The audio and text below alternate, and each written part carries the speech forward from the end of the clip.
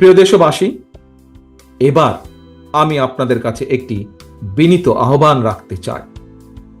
বিজয়ীর কাছে পরাজিতরা নিরাপদ থাকলে বিজয়ের আনন্দ মহিমান্বিত হয়।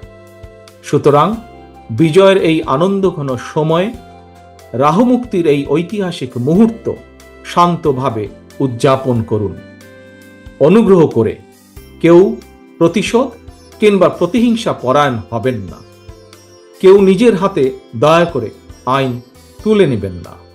অর্জিত বিজয় যাতে লক্ষ্যচ্যুত না হয় সে ব্যাপারে জনগণকে সতর্ক দৃষ্টি রাখতে হবে।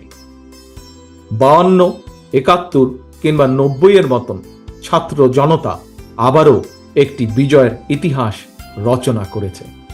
প্রিয় দেশবাসী, আবারও আপনাদের সকলকে বিরচিত অভিনন্দন।